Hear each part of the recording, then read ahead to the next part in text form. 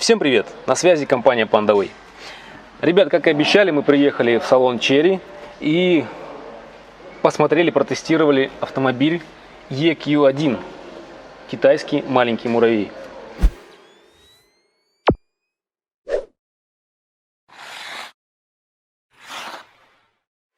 А сейчас мы поменялись машинками. Мы поменяли Chery Tiggo на вот такого малыша EQ1. Маленький муравей, как они его называют. Ну что ж, прокатимся на нем, посмотрим.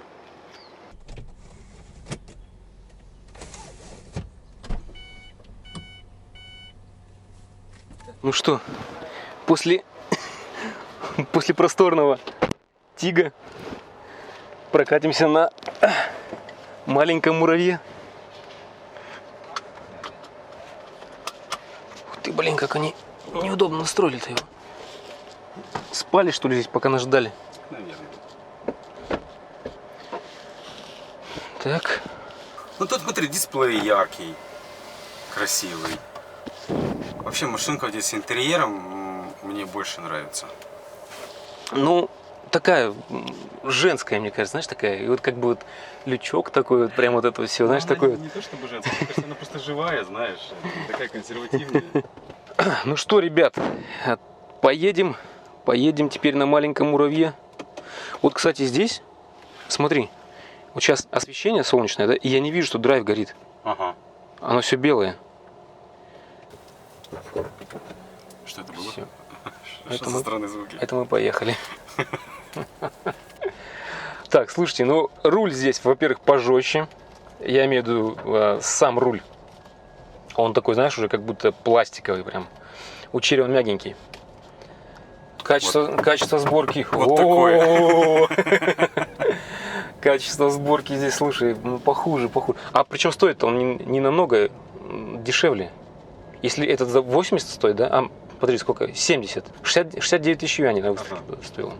И Tiggo 100. А, Tiggo 100, да. То есть 300 тысяч рублей разница. То есть, да, Тут шумоизоляции-то нету. А шумки вообще нет. И она жесткая, блин, вообще.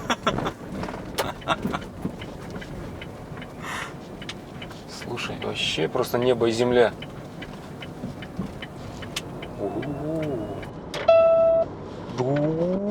И все? И все, не едет?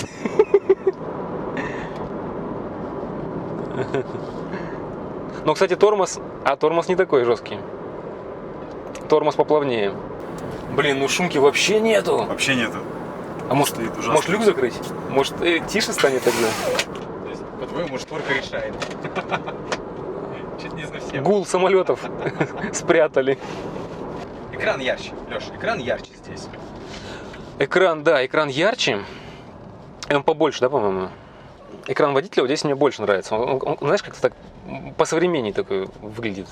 По сравнению с Tiggo i. По сравнению с Tiggo i. Лампочек нету. Так даже у тебя нет лампочек, да? За такие деньги лампочек не должно быть здесь. Включение, цвет.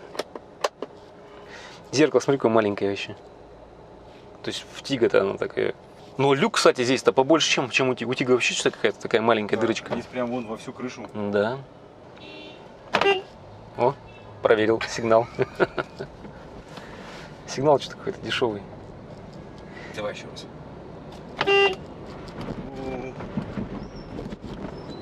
Данный автомобиль стоит 69 тысяч юаней. Лично я переплатил бы 30 тысяч юаней и купил бы Chery Tiggo E. Но, несмотря на все, это маленький автомобиль, который определенно зайдет какому-то типу людей. Вы можете припарковаться где угодно, там, где тот же Chery Tiggo E и другие большие автомобили не смогут заехать и поместиться. Поэтому он имеет место быть. Что здесь хорошего и что здесь плохого? Хорошее, наверное, то, что здесь он маленький, компактный. Плохое — шумоизоляция. Ужаснейшая шумоизоляция. Просто ужаснейшая. Подвеска также ужасная. Руль пластмассовый, жесткий, некомфортный руль, неприятный. Это плохое. Давайте о хорошем. Есть у нас управление автодоводчиками. Со стороны пассажира также управление стеклоподъемником. пластиковый салон с красивыми глянцевыми вставками. Есть розовые, красные, синие, какие только пожелаете. Запуск двигателя у нас происходит кнопкой Power. Здесь селектор переключения передач не утапливается, как у Chery Tiggo E. Он постоянно находится в таком положении. И он вам показывает, в каком положении сейчас находится ваш селектор. И это удобно, так как при дневном свете, сейчас мы это проверили, не видно, какой из индикаторов в данный момент горит. Есть электронный ручник и огромная кнопка аварийки. Подлокотник, который не двигается. И под подлокотником у нас ниша для подзарядки телефона. Но сейчас, наверное, он заряжаться не будет, так как автомобиль не включен. Или будет? Нет. В таком положении он, если я включу его... Ключа нет, Леш. Ключа нет, да. Но, тем не менее, здесь есть беспроводная зарядка, которая поможет вашему телефону. Бардачка здесь как такового нет, есть такая ниша для хранения вещей. Есть мультимедийная панелька, которая на китайском языке. Также здесь система Android, поэтому перевести на английский или русский язык, я думаю, не составит труда. Управление кондиционером и печкой происходит механически, либо через мультимедийную систему. Мультимедийный руль. С левой стороны у нас управление мультимедией, соответственно, здесь переключение треков, регулировка громкости, переключение режимов, принятие и отклонение вызова. С правой стороны управление кондиционером. Здесь регулировка скорости вентилятора и управление температурой. И, соответственно, направление воздуха. Включение-выключение. Наверху находится переключатель, отвечающий за освещение. И, ребят, есть огромный люк. Огромный люк, вот что я бы назвал такой большим плюсом. Кстати, люк-то... люк не открывается, да? Шторочки просто. Люк-то сам не открывается. Есть стекло, скажем так, не люк, а стекло. Стеклянная крыша. Большая стеклянная крыша. Что, конечно же, очень прикольно. Шторки водителя и пассажира имеют зеркала.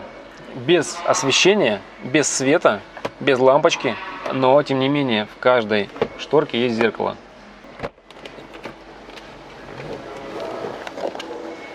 Задние сиденья. Изначально предполагается, что вы будете заходить на задний ряд с правой стороны пассажира. Ну, это логично.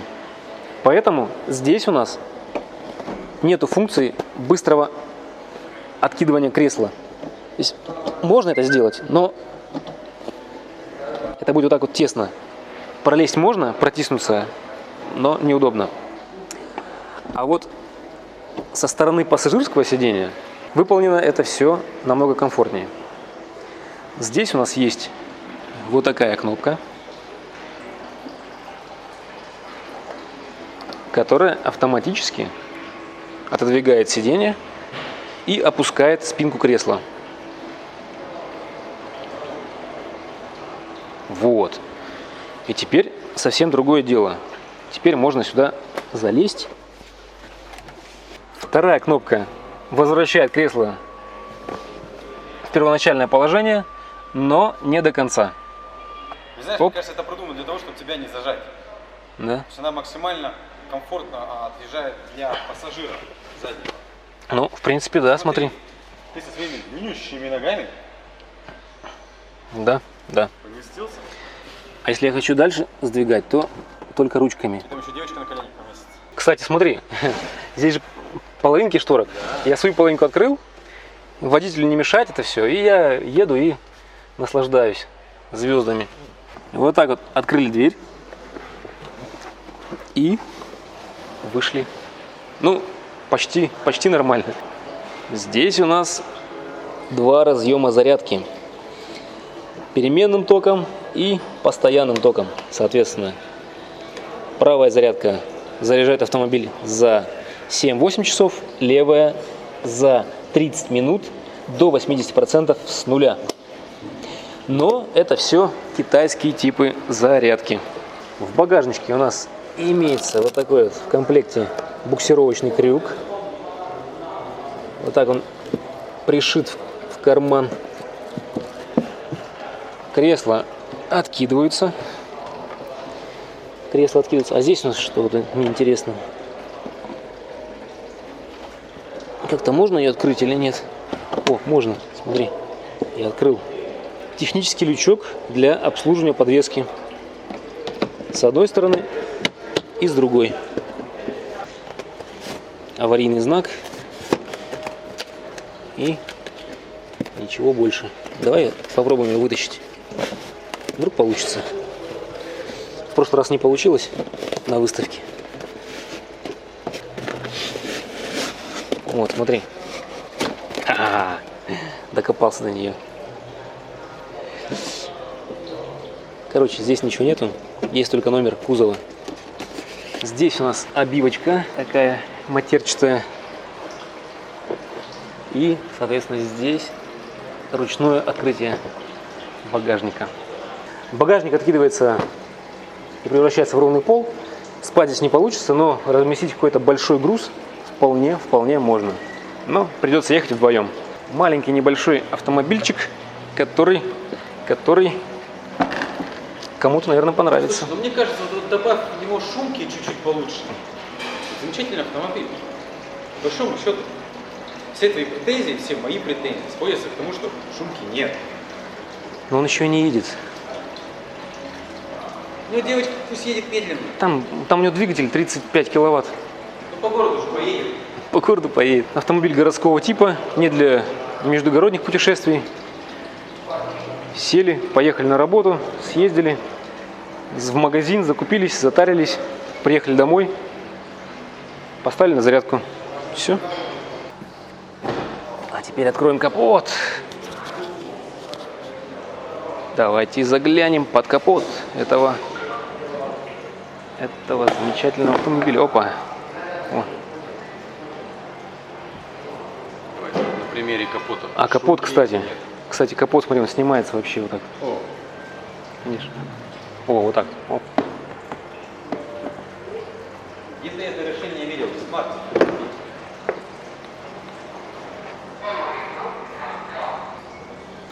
Есть аккумулятор. Есть у нас блок управления. Масло. Омывайка. И вон там движок. Вон он, один движок. И все. Простейшая конструкция, ребят. Ломаться, в принципе, нечему. В чем плюс электрокара? Что ломаться здесь нечему. Вы можете ездить, и в случае какой-то поломки заменить какой-то маленький дешевый блочок и ездить дальше. У вас нету здесь ДВС, у вас нету масляных фильтров, у вас нет свечей зажигания. Ничего нету этого. Просто батарея и мотор. И все. Оп. Смотри-ка. Легкая. Легкая еще.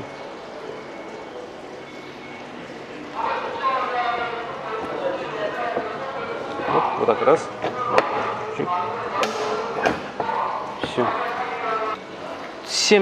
70 тысяч юаней, да? 这个多少钱？这个是78800。 От 70 до 78 тысяч юаней. Напишите, как вы считаете, стоит ли он своих денег. Да, в России он будет подороже, конечно, с учетом доставки, растаможки и все прочего. Когда он начнет поставляться, я имею в виду, в Россию, не сейчас. Как сказала наша сотрудница Марина, она уже сейчас хочет приобрести этот автомобиль своей дочке, которая еще школу не закончила, но уже она хочет. Интересный дизайн, интересное решение. Есть свои минусы, есть свои плюсы. Антоха, а ты что думаешь? Уф, дорого. Мне кажется, эта машина стоит дорого, особенно если ее везти в Россию, она обойдется там, ну давай, со всеми там какими-то там субсидиями, бла-бла-бла, по 1800-900, это дорого. Ну, мне кажется, не найдется целевой аудитории, желающих потратить такую сумму денег на такую машину. В Китае есть место быть абсолютно этой машине, потому что все же здесь очень много молодежи, которым это доступная цена. Для Китая это доступная цена. И кажется,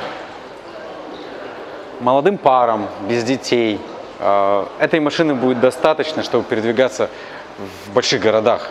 Потому что все-таки большинство китайцев хотят иметь такую независимость и быть на своей машине.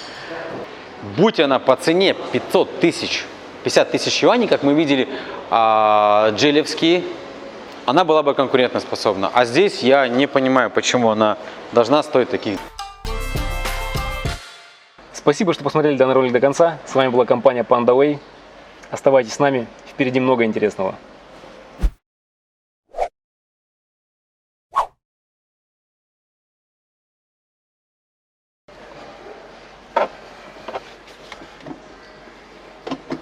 Что-то она здесь ни вперед, ни назад не двигается.